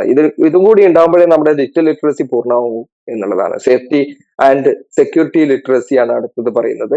നമ്മൾ സേഫ്റ്റി ആൻഡ് സെക്യൂരിറ്റി ലിറ്ററസിയിൽ പറയുന്നത് നമ്മുടെ ഓൺലൈനിലൂടെ നമ്മൾ കൈകാര്യം ചെയ്യുമ്പോൾ ഓൺലൈനിലെ തെഫ്റ്റുകൾ, ഹാക്കിങ്ങൾ, ഓൺലൈൻ ഹാക്കിങ്ങൾ, ഇമെയിൽ പ്രൂഫിങ് തുടങ്ങിയിട്ടുള്ള ഒരുപാട് ഹാക്കിംഗ് പരിപാടികളൊക്കെ ഇന്ന് ഓൺലൈനിൽ നടക്കുന്നുണ്ട് അല്ലെ. മണി ബേസ്ഡ് ഒക്കെ ആയിട്ടുള്ള മണി ചെയിൻ പോലെയുള്ള കാര്യങ്ങളൊക്കെ ഓൺലൈനിലൂടെ നടക്കുന്നുണ്ട്. നമ്മുടെ മെസ്സേജുകൾ, നമ്മുടെ ഫോണിന്റെ ടെക്സ്റ്റ് മെസ്സേജുകളിലേക്ക് ഒരു ലിങ്ക് അയക്കുക, അല്ലെങ്കിൽ ഒരുപക്ഷെ നമ്മൾ ക്ലിക്ക് ചെയ്ത് കഴിഞ്ഞാൽ ഒരുപക്ഷെ നമ്മുടെ ബാങ്കിൽ കിടക്കുന്ന പൈസ വരെ ഡെബിറ്റ് ആവാനുള്ള ഒരു കാരണമാവും. സോ ഈ ഓൺലൈൻ ബന്ധപ്പെട്ട് നമ്മൾ ഇത്തരത്തിലുള്ള കാര്യങ്ങൾ ചെയ്യുമ്പോൾ സേഫായ രീതിയിൽ ഓൺലൈൻ ബന്ധപ്പെട്ട കാര്യങ്ങൾ ചെയ്യാനുള്ള ഒരു കഴിവ് ഉണ്ടാക്കിയെടുക്കുക. അതായത് സേഫ്റ്റി ആൻഡ് സെക്യൂരിറ്റി ലിറ്ററസി എന്നുള്ളതുകൊണ്ട് ഉദ്ദേശിക്കുന്നത്. അതുപോലെ തന്നെ ഡാറ്റ പ്രൊട്ടക്ട് ചെയ്യുന്നതും ഇതിന്റെ ഒരു ഭാഗമാണ്. അതുപോലെ തന്നെ ഓൺലൈൻ ബാങ്കിങ് നല്ല രീതിയിൽ ഉപയോഗിക്കാനുള്ള ഒരു കഴിവ് നേടിയെടുക്കുക. ഹാക്കിങ്ങിൽ നിന്നും, സ്കാംസിൽ നിന്നും, ഓൺലൈൻ സ്കാമുകളിൽ നിന്നും, ഓൺലൈൻ ത്രെഡുകളിൽ നിന്നൊക്കെ നമ്മൾ രക്ഷപ്പെടാനുള്ള ഒരു കഴിവ് നമുക്ക് ഉണ്ടായിരിക്കണം എന്നുള്ളതും ഈ പറയുന്ന സേഫ്റ്റി ആൻഡ് സെക്യൂരിറ്റി ലിറ്ററസിയുടെ ഭാഗമാണ്. അടുത്തത് understanding the source and receiver. ഈ ഒരു യൂണിറ്റിലെ അവസാനത്തെ ചാപ്റ്റർ ആണ്. ഈ ഒരു യൂണിറ്റിലെ അവസാനത്തെ ഒരു പോർഷൻ ആണ് ഈ അണ്ടർസ്റ്റാൻഡിങ് സോഴ്സ് ആൻഡ് റിസീവർ എന്ന് പറയുന്നത്. അതായത് മീഡിയ വഴിയൊക്കെയുള്ള മെസ്സേജുകളിലെ സോഴ്സ്, ഉറവിടം എന്തൊക്കെയാണ്, അത് എവിടെ നിന്നാണ് മെസ്സേജുകൾ വരുന്നത് എന്നുള്ളത് മനസ്സിലാക്കുക. അതുപോലെ തന്നെ ആരൊക്കെയാണ് മീഡിയയുടെ മെസ്സേജസുകൾ, ഇൻഫർമേഷൻസ് ആരൊക്കെയാണ് സ്വീകരിക്കുന്നത് എന്നുള്ളത് മനസ്സിലാക്കുക എന്നുള്ളതാണ് ഈ ഒരു സെഷൻ കൊണ്ട് ഉദ്ദേശിക്കുന്നത്. സോഴ്സിങ് ഇൻഫർമേഷൻ എന്തൊക്കെയാണെന്നുള്ളത് നോക്കാം. നമുക്ക് പ്രധാനമായിട്ടും ഡിഫറെന്റ് സോഴ്സുകൾ എന്ന് പറയുന്നത് print മീഡിയകളും electronic മീഡിയകളും online മീഡിയകളും mass മീഡിയകളും social മീഡിയകളും ഒക്കെയാണ് അല്ലെ. എന്നാൽ ടെലിവിഷനും റേഡിയോ ഒക്കെ നമുക്ക് ഓഡിയോസും വിഷ്വൽസും ഒക്കെയാണ് നമുക്ക് നൽകുന്നത് എന്നുണ്ടെങ്കിൽ നോൺ ഇലക്ട്രോണിക് മീഡിയകളായിട്ടുള്ള ബുക്കുകളും ന്യൂസ് പേപ്പേഴ്സും മാഗസീൻസും ഒക്കെ നമുക്ക് ടെക്സ്റ്റുകളും ഇമേജസും ആണ് പ്രൊവൈഡ് ചെയ്യുന്നത്. സോ ഓരോ ടൈപ്പ് ഓഫ് സോഴ്സുകളും നമുക്ക് ഈ പറയുന്ന ടെലിവിഷൻ ഒരു ഇൻഫർമേഷൻ സോഴ്സ് ആണ്, റേഡിയോ മറ്റൊരു ഇൻഫർമേഷൻ സോഴ്സ് ആണ്, ഇന്റർനെറ്റ് മറ്റൊരു ഇൻഫർമേഷൻ സോഴ്സ് ആണ്. സോ ഇത്തരത്തിലുള്ള ഓരോ ഇൻഫർമേഷൻ സോഴ്സുകളും ഓരോ ടൈപ്പ് ഓഫ് കണ്ടന്റുകളാണ് നമ്മളിലേക്ക് എത്തിക്കുന്നത് എന്നുള്ളത് മനസ്സിലാക്കി വെക്കുക. അതുപോലെ തന്നെയാണ് ഓൺലൈൻ സോഴ്സുകളിൽ നമുക്ക് കൈകാര്യം ചെയ്യുന്ന സമയത്ത്, ഇൻഫർമേഷൻസ് ആക്സസ് ചെയ്യുന്ന സമയത്ത് നമുക്ക് വളരെയധികം എളുപ്പത്തിൽ ഓൺലൈൻ സോഴ്സുകളിൽ നിന്ന് ഇൻഫർമേഷൻ ആക്സസ് ചെയ്യാം. പക്ഷേ അതിന്റെ അക്യുറസി ചെക്ക് ചെയ്യുക, അതിന്റെ ട്രസ്റ്റ്വർത്തി ചെക്ക് ചെയ്യുക, അതിൽ എത്രത്തോളം സത്യസന്ധത ഉണ്ട് എന്നുള്ളത് മനസ്സിലാക്കുക. അതുപോലെ തന്നെയാണ് അതിലെ ഫാൾസ് ആൻഡ് ഇല്ലീഗൽ സ്റ്റേറ്റ്മെന്റുകൾ നമ്മൾ പിന്നെ അവോയ്ഡ് ചെയ്യുക. ഇതൊക്കെ സോഴ്സുകളിൽ നിന്നും നമ്മൾ ഇൻഫർമേഷൻസ് കൈകാര്യം ചെയ്യുമ്പോൾ നമ്മൾ ശ്രദ്ധിക്കേണ്ട കാര്യങ്ങളാണ്. അപ്പൊ സോഴ്സുമായി ബന്ധപ്പെട്ട് പ്രധാനമായിട്ടും പറയുന്ന ഡിഫറെന്റ് സോഴ്സുകളിൽ നിന്ന് നമുക്ക് ഇൻഫർമേഷൻസ് അവൈലബിൾ ആണ്. ഓരോ സോഴ്സുകളും പലതരത്തിലുള്ള ഇൻഫർമേഷൻസ് ആണ് പ്രൊവൈഡ് ചെയ്യുന്നത്. ഇത്തരത്തിലുള്ള സോഴ്സുകളുമായിട്ടൊക്കെ നമ്മൾ മിങ്കിൾ ചെയ്യുന്ന സമയത്ത് അതിലെ അക്യുറസിയും ട്രൂത്ത്ഫുൾനെസ്സും നമ്മൾ മനസ്സിലാക്കുക എന്നുള്ളതാണ് ഇവിടെ പറയുന്നത്. അതുപോലെ തന്നെ പ്രധാനപ്പെട്ട റിലയബിൾ ആയിട്ടുള്ള സത്യസന്ധമായിട്ടുള്ള സോഴ്സുകളായിട്ട് മീഡിയ ഇൻഫർമേഷൻ ലിറ്ററസി കണക്കാക്കുന്നത് ഒന്ന് വെബ്സൈറ്റ്, ഗവൺമെന്റിന്റെ വെബ്സൈറ്റുകളും അതുപോലെ തന്നെ നമ്മുടെ ലൈബ്രറികളും അതുപോലെ തന്നെ ട്രഡീഷണൽ ആൻഡ് ഓൺലൈൻ മീഡിയകളും സോഷ്യൽ മീഡിയകളും ഒക്കെയാണ് ട്രസ്റ്റ് വർത്തി അല്ലെങ്കിൽ റിലയബിൾ പ്രധാനപ്പെട്ട സോഴ്സുകൾ എന്ന് പറയുന്നത്. അപ്പോ ഇങ്ങനെ പല ടൈപ്പ് ഓഫ് സോഴ്സുകൾ ഉണ്ട് എന്നുള്ളതിനെ കുറിച്ച് ഒരു ധാരണ ഉണ്ടാക്കി വെക്കുക. അതുപോലെ തന്നെയാണ് ഇത്തരത്തിലുള്ള സോഴ്സുകൾ നമ്മൾക്ക് പലതരത്തിലുള്ള കാര്യങ്ങൾ ചെയ്യുന്നുണ്ട്. നമ്മൾ ഇൻഫോർമേഷൻസ് എത്തിക്കുന്നുണ്ട്, നമ്മളെ എഡ്യൂക്കേറ്റ് ചെയ്യുന്നുണ്ട്, എന്റർടൈൻമെന്റ് ചെയ്യുന്നുണ്ട്, നമ്മുടെ കൾച്ചറും നമ്മുടെ വാല്യൂസും നമ്മുടെ റിലീജിയനൊക്കെ പ്രൊട്ടക്ട് ചെയ്യുന്നുണ്ട് അല്ലെങ്കിൽ പ്രിസർവ് ചെയ്യുന്നുണ്ട്. അതുപോലെ തന്നെയാണ് നമ്മുടെ ഹ്യൂമൻ റൈറ്റ്സിനെ സപ്പോർട്ട് ചെയ്യുന്നുണ്ട്. നമ്മുടെ ഒരു സിവിക് ഹിസ്റ്ററി, നമ്മുടെ ചരിത്രങ്ങളെയൊക്കെ പ്രൊട്ടക്ട് ചെയ്യുന്നത് പലപ്പോഴും ഇത്തരത്തിലുള്ള ഡിഫറെന്റ് ടൈപ്സ് ഓഫ് സോഴ്സുകളാണ് എന്നുള്ളത്. അപ്പൊ സോഴ്സുകൾക്ക് വളരെയധികം പ്രാധാന്യം മീഡിയ ഇൻഫർമേഷൻ ലിറ്ററസിയിൽ ഉണ്ട് എന്നുള്ളത് മനസ്സിലാക്കി. അടുത്തത് മീഡിയ ഇൻഫർമേഷൻ ലിറ്ററസിയുടെ ഓഡിയൻസ് എന്തൊക്കെയാന്നുള്ളതാണ് പറയുന്നത്. ആസ് എ ഓഡിയൻസ്, നമ്മളൊക്കെ ഓഡിയൻസ് ആണ് അല്ലെ, ഇൻഫർമേഷൻസ് സ്വീകരിക്കുന്ന ആളുകളെയാണ് നമ്മൾ എന്ത് പറയുന്നത്, ഓഡിയൻസ് എന്ന് പറയുന്നത്. അപ്പം നമ്മൾ എന്ത് ചെയ്യണം, മെസ്സേജുകളെ ഫിൽട്ടർ ചെയ്യാനും അതിന്റെ ഇൻഫർമേഷൻസിനെ അണ്ടർസ്റ്റാൻഡ് ചെയ്യാനും നമുക്കൊരു കഴിവ്, നോളേജ് നമുക്ക് ഉണ്ടായിരിക്കണം ഒരു ഓഡിയൻസ് എന്നുള്ള നിലക്ക്. ഓഡിയൻസിനെ രണ്ടായി തരംതിരിച്ചിട്ടുണ്ട്, മാസ് ഓഡിയൻസും അതുപോലെ തന്നെയാണ് നിക്കെ ഓഡിയൻസ് എന്ന് പറയുന്നത്. മാസ് ഓഡിയൻസ് എന്ന് പറയുന്നത് ടെലിവിഷനും ന്യൂസ് പേപ്പറും തുടങ്ങിയിട്ടുള്ള മാസ് മീഡിയകളിൽ റിസീവ് ചെയ്യുന്ന ഓഡിയൻസിനെയാണ് മാസ് ഓഡിയൻസ് എന്ന് പറയുന്നത്. എന്നാൽ നിക്കെ ഓഡിയൻസ് എന്ന് പറയുന്നത് ടാർഗറ്റ് ബേസ് ചെയ്തിട്ടുള്ള ഓഡിയൻസിനെയാണ് നിക്കെ ഓഡിയൻസ് എന്ന് പറയുന്നത്. എന്ന് വെച്ചാൽ ഒരു സ്പെഷ്യൽ ഗ്രൂപ്പുകളോ അല്ലെങ്കിൽ ഒരു സ്പെഷ്യൽ ഏജ് കാറ്റഗറിയിലെ ആളുകൾക്ക് വരുന്ന മെസ്സേജുകൾ, അല്ലെങ്കിൽ ഒരു പ്രത്യേകതരം ഏരിയയിലുള്ള ആളുകൾക്ക് വരുന്ന മെസ്സേജുകൾ, അല്ലെങ്കിൽ ഒരു പ്രത്യേകതരം ലൈഫ് സ്റ്റൈലിനെ മാത്രം കോൺസെൻട്രേറ്റ് ചെയ്ത് വരുന്ന ഇൻഫർമേഷൻസ്, ഇതിനൊക്കെയാണ് എന്ത് പറയുന്നത്, നിക്കെ ഓഡിയൻസ് എന്ന് പറയുന്നത്. ഉദാഹരണം പറയുകയാണെങ്കിൽ വനിത എന്ന് പറയുന്നത് ഒരു മാഗസിൻ ആണ്, അത് സ്ത്രീകളെ കോൺസെൻട്രേറ്റ് ചെയ്ത് ഇറക്കുന്ന ഒരു മാഗസിൻ ആണ്. അതുപോലെ തന്നെയാണ് ഫാസ്റ്റ് ട്രാക്ക് എന്ന് പറയുന്നത് ഒരു ഓട്ടോമൊബൈൽ മാഗസിൻ ആണ്. ഈ മാഗസിൻ എന്ന് പറയുന്നത് വാഹന പ്രേമികളെ മാത്രം കോൺസെൻട്രേറ്റ് ചെയ്ത് ഇറക്കുന്ന ഒരു മാഗസിൻ ആണ്. പക്ഷെ മാസ് ഓഡിയൻസിന്റെ അവസ്ഥ അങ്ങനെയല്ല. ഇന്റർനെറ്റിലും സോഷ്യൽ മീഡിയയിലും ഒക്കെ ഉള്ള മെസ്സേജുകൾ എന്ന് പറയുന്നത് നമുക്ക് സ്ത്രീകളെ മാത്രം പിന്നെ കോൺസെൻട്രേറ്റ് ചെയ്യുന്ന ഒരു മെസ്സേജ് ആണെങ്കിലും അതെല്ലാവരിലേക്കും എത്തുകയാണ് അല്ലെ. പക്ഷെ ഇത്തരത്തിലുള്ള മാഗസിൻസ് അല്ലെങ്കിൽ മറ്റു ചില മീഡിയകൾ ചില ആളുകളെ മാത്രം കോൺസെൻട്രേറ്റ് ചെയ്ത് അത്തരത്തിലുള്ള സോഴ്സുകൾ മാത്രം നമ്മളിലേക്ക് എത്തിക്കുന്ന ഒരു രീതി ഉണ്ട് എന്നുള്ളത് മനസ്സിലാക്കി വെക്കുക. അതുപോലെ തന്നെ കുട്ടികളിലും യൂത്തിലൊക്കെ അഡ്വർടൈസ്മെന്റ് ഒരുപാട് കാണാറുണ്ട്. ഇപ്പൊ ഫാസ്റ്റ് ഫുഡിന്റെ ഒക്കെ അഡ്വർടൈസ്മെന്റ് നമ്മൾ പലപ്പോഴും കാണാറുണ്ട്. പക്ഷെ അതെന്താവാം, ബയാസ്ഡ് ആവാം. ഫാസ്റ്റ് ഫുഡിന്റെ ഒക്കെ പരസ്യം ചെയ്യുന്ന ആളുകൾ ഒരു വ്ളോഗർ ആണെങ്കിൽ ഒരു പക്ഷേ അവര് ആ ഒരു കമ്പനിക്ക് വേണ്ടിയിട്ടോ അല്ലെങ്കിൽ ഒരു പെർട്ടിക്കുലർ ഷോപ്പിന് വേണ്ടിയിട്ടോ അവരുടെ പ്രൊമോഷന് വേണ്ടിയിട്ട് ചെയ്യുന്ന ഒരു വീഡിയോ ആയിരിക്കാം. പക്ഷെ നമ്മളത് കണ്ടിട്ട് ആ ഷോപ്പ് തെരഞ്ഞു പിടിച്ചു പോയി അവിടെ പോയി ഭക്ഷണം കഴിച്ച് നമുക്ക് വല്ല രോഗങ്ങളോ അല്ലെങ്കിൽ നമ്മുടെ പണം പോകുന്ന ഒരു സാഹചര്യമോ ഒക്കെ ഉണ്ടായിരിക്കാം എന്നുള്ളതും സത്യസന്ധമാണ്. അപ്പൊ ഓഡിയൻസ് എന്നുള്ള നിലയിൽ ഇൻഫർമേഷനെ കറക്റ്റ് ആയിട്ട് അനലൈസ് ചെയ്യാനുള്ള കഴിവ് ഓഡിയൻസിന് ഉണ്ടായിരിക്കുക എന്നുള്ളതാണ് ഇവിടെ പ്രധാനമായിട്ടും ചർച്ച ചെയ്യുന്ന ഒരു വിഷയം. അതുപോലെ തന്നെയാണ് സ്ത്രീകളൊക്കെയാണ് ഒരുപാട് ഹറാസ്മെന്റുകൾ ഇന്ന് ഓൺലൈൻ അബ്യൂസുകളൊക്കെ സോഷ്യൽ മീഡിയ വഴി ഫേസ് ചെയ്യുന്നുണ്ട് അല്ലെ. വുമൺ എന്ന് പറയുന്ന ഓഡിയൻസ് ഒരു ടൈപ്പ് ഓഫ് ഓഡിയൻസ് സ്ത്രീകളാണ്, ഒരു ടൈപ്പ് ഓഫ് ഓഡിയൻസ് സ്റ്റുഡൻസ്, അങ്ങനെ പല ടൈപ്പ് ഓഫ് ഓഡിയൻസ് ഉണ്ട്. പക്ഷെ വുമൺ എന്ന് പറയുന്ന ഓഡിയൻസിനെ കുറിച്ച് പറയുമ്പോൾ ഏറ്റവും കൂടുതൽ ടൈപ്പ് ഓഫ് ഓഡിയൻസ്, ഏറ്റവും കൂടുതൽ ഹറാസ്മെന്റും അതുപോലെ തന്നെ ഓൺലൈൻ അബ്യൂസും പിന്നെ അതിനു വേണ്ടിയിട്ട് ഇരയാകുന്നത് വ്യുമൺ ആണ് എന്നുള്ളത് കൂടി മനസ്സിലാക്കി വെക്കുക ഓഡിയൻസിന്റെ ഭാഗം പറയുന്ന സമയത്ത്. അതുപോലെ തന്നെയാണ് ഓൺലൈൻ മീഡിയാസ് നമ്മളെ കൊണ്ട് not only watch or read the content but also create and share. എന്ന് വെച്ചാൽ ഓൺലൈൻ മീഡിയകൾ നമ്മൾ ഓൺലൈൻ മീഡിയകളിൽ കണ്ടന്റുകളെ വാച്ച് ചെയ്യുക അതല്ലെങ്കിൽ റീഡ് ചെയ്യുക മാത്രമല്ല ചെയ്യുന്നത്, മീഡിയകളിൽ ഷെയർ ചെയ്യുന്ന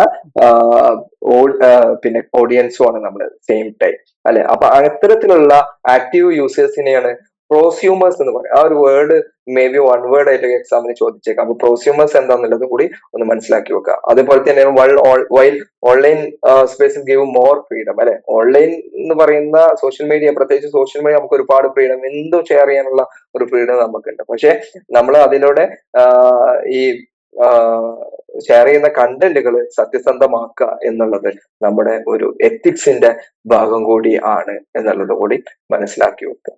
ഇനി നമുക്ക് ഈ ഒരു ചാപ്റ്റർ എന്ന് വന്നിട്ടുള്ള പ്രീവിയസ് ഇയർ ക്വസ്റ്റ്യൻ പേപ്പർ എന്തൊക്കെയാണെന്നുള്ളത് നോക്കാം. ഒരു ക്വസ്റ്റ്യൻ വന്നത്, how does media literacy empower individual to become crucial consumers of media content? എന്ന് വെച്ചാൽ മീഡിയ ലിറ്ററസി എംപവർ എന്ന് പറയുന്നത് നമ്മൾ കമ്പോണൻസ് ഓഫ് മിൽ എന്ന് പറയുന്ന ഭാഗത്ത് പഠിച്ച ഒരു കാര്യമാണ് അല്ലെ. ട്രിപ്ലി മോഡൽ ഓഫ് പിന്നെ മീഡിയ ഇൻഫർമേഷൻ ലിറ്ററസി നമ്മൾ പറഞ്ഞിരുന്നു ഫസ്റ്റ് പാർട്ടില്. അവിടെ നമ്മൾ 3 ട്രിപ്ലികൾ പറഞ്ഞിരുന്നു അല്ലെ. അതിലൊന്നാണ് എംപവർ എന്ന് പറയുന്നത്. അപ്പൊ എംപവർ ചെയ്യാൻ വേണ്ടിയിട്ട് ഇൻഡിവിജ്വൽസിനെ മീഡിയ ലിറ്ററസി എങ്ങനെയൊക്കെയാണ് പര്യാപ്തരാക്കുന്നത് എന്നുള്ളതാണ് ഈ ഒരു ക്വസ്റ്റ്യൻ. നിങ്ങളുടെ എക്സ്പീരിയൻസ് വെച്ചിട്ട് എഴുതാനാണ് ഇവിടെ പറഞ്ഞിട്ടുള്ളത്. എന്തെല്ലാം കാര്യങ്ങൾ നമുക്ക് ഇവിടെ എഴുതാം അങ്ങനെ ഒരു ക്വസ്റ്റ്യൻ വന്നു കഴിഞ്ഞാൽ? ഇവിടെ പ്രധാനമായിട്ടും നമ്മൾ ആദ്യം മീഡിയ ലിറ്ററസി എന്താണ്, മീഡിയ ലിറ്ററസി കൊണ്ട് ഉദ്ദേശിക്കുന്നത് എന്നുള്ളതിനെ കുറിച്ച് ഒരു ബ്രീഫ് പാരഗ്രാഫ് നമ്മൾ ആദ്യം കൊടുക്കണം. അതിനുശേഷം മീഡിയ ലിറ്ററസിന്റെ കമ്പോണൻസ് ആയിട്ടുള്ള ട്രിപ്ലി മോഡൽ ഏതൊക്കെയാണ് എന്നുള്ളത് നമ്മൾ കൊടുക്കണം. അതിനുശേഷം കോമ്പറ്റൻസീസ്, മീഡിയ ലിറ്ററസിയുടെ കോമ്പറ്റൻസീസും ഈ എക്സ്പ്ലോർ, എൻഗേജ്, എംപവർ എന്ന് പറയുന്ന 3 സ്കില്ലുകളാണ് നമുക്ക് ഉണ്ടായിരിക്കേണ്ടത്. ഈ സ്കില്ലുകൾ കൈവരിക്കുക എന്നുള്ളതും ഇതിന്റെ ഒരു ഭാഗമാണ്. അതുപോലെ തന്നെയാണ് മീഡിയ ലിറ്ററസിയിൽ ഉണ്ടായിരിക്കേണ്ട സ്കില്ലുകളൊക്കെ നമ്മൾ ഇന്ന് ഇവിടെ ചർച്ച ചെയ്തു. അത്തരത്തിലുള്ള 7 സ്കില്ലുകൾ അനലൈസ് ചെയ്യാനും ഇവാലുവേറ്റ് ചെയ്യാനും പിന്നെ ഡിഡക്ഷൻ എന്നൊക്കെ പറഞ്ഞിട്ട് നമ്മൾ 7 സ്കിൽസ് ഓഫ് മീഡിയ ലിറ്ററസി പറഞ്ഞു. അത്തരത്തിലുള്ള കാര്യങ്ങളൊക്കെ നമുക്ക് ഒരു മനുഷ്യനെ ഇൻഫർമേഷൻ മീഡിയ ലിറ്ററസിയിൽ എംപവർ ചെയ്തെടുക്കുന്നതിന് സഹായിക്കുന്ന ഘടകങ്ങളാണ്. സോ ഇത്തരത്തിലുള്ള കാര്യങ്ങളൊക്കെയാണ് ഈ ഒരു ക്വസ്റ്റ്യന് നമ്മൾ ആൻസർ ആയിട്ട് എഴുതേണ്ടത്. അപ്പൊ ഓക്കെ സ്റ്റുഡൻസ്, നമ്മുടെ ഇന്നത്തെ ഈ ഒരു സെഷൻ ഇവിടെ വൈൻഡ് അപ്പ് ചെയ്യാണ്.